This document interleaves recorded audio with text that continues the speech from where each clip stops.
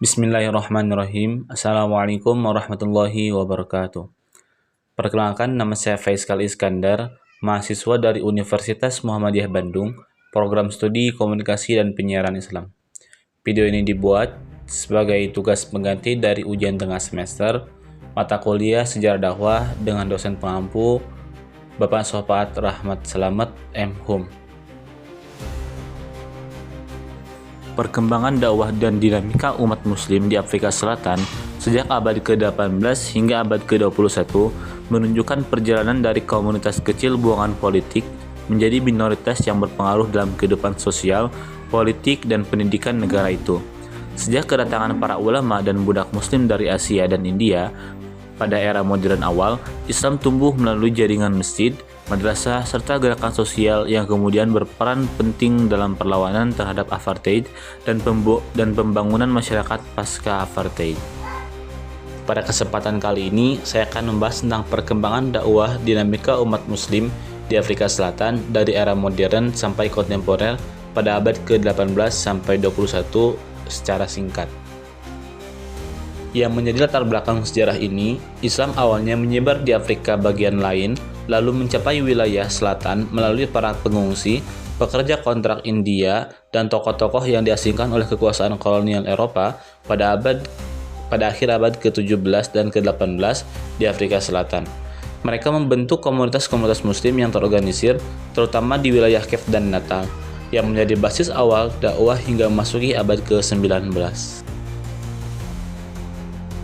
Memasuki abad ke-19 dan ke-20, dakwah berkembang lewat pendirian masjid, sekolah Islam, dan lembaga sosial yang menegaskan identitas muslim sekaligus menjawab problem kemiskinan dan ketertinggalan. Nilai zakat, sedekah, dan wakaf menjadikan Islam dipandang sebagai alternatif solusi sosial bagi kelompok tertindas, termasuk para pekerja kulit berwarna di bawah rezim kolonial dan kemudian apartheid.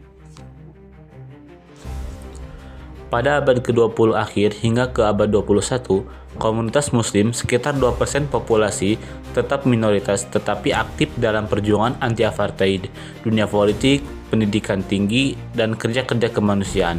Dakwah kontemporer memanfaatkan media modern seperti radio Islam, organisasi pemuda, dan lembaga amal internasional sehingga wajah Islam Afrika Selatan tampak dinamis, plural, dan berdampak luas bagi muslim maupun non-muslim.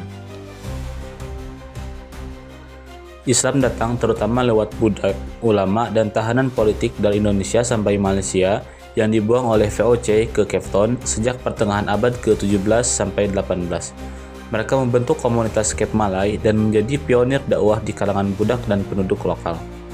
Pada abad ke-18, muncul tokoh penting seperti Syekh Yusuf Al-Makassari dan Tuan Guru Imam Abdullah yang mendirikan komunitas muslim, menulis karya fikih, membuka sekolah Islam pertama, dan mendorong berdirinya masjid pertama di Cape Town.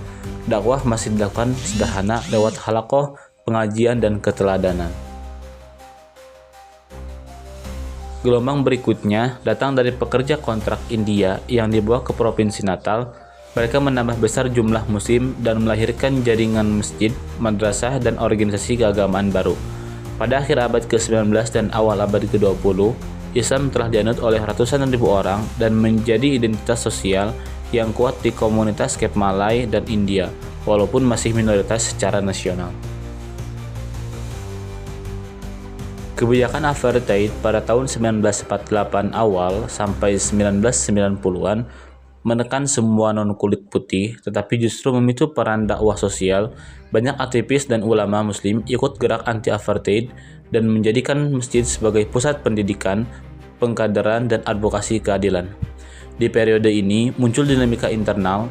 Sebagian kelompok cenderung konservatif atau fundamentalis, sebagian lain lebih terbuka pada pluralisme, demokrasi, dan hak asasi. Perbedaan ini mewarnai gaya dakwah dari yang fokus pada pemurnian akidah hingga dakwah kemasyarakatan lintas agama.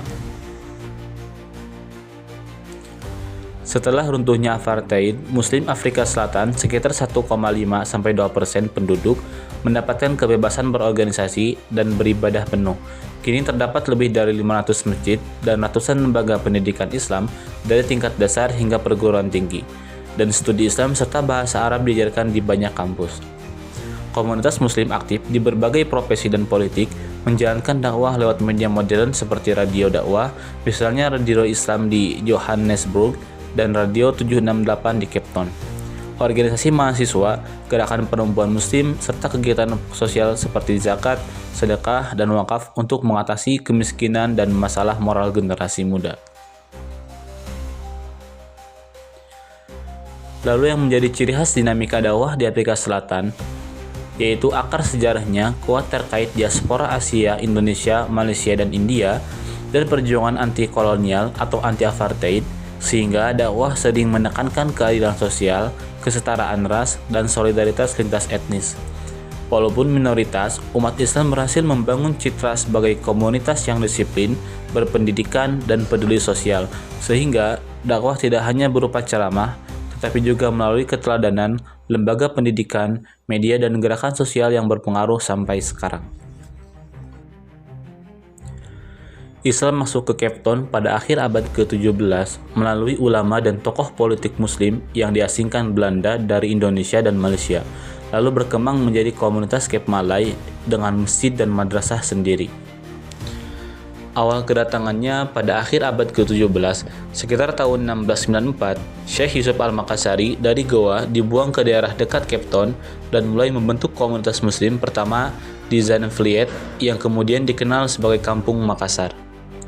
Kehadirannya bersama beberapa ulama lain yang juga diasingkan menjadi tonggak awal penyebaran ajaran Islam di wilayah Tanjung Harapan dan memberi pengaruh kuat pada masyarakat lokal. Lalu pada segi penguatan komunitas dan lembaga, pada tahun 1780, Tuan Guru Imam Abdullah dari Tidore tiba sebagai tahanan politik.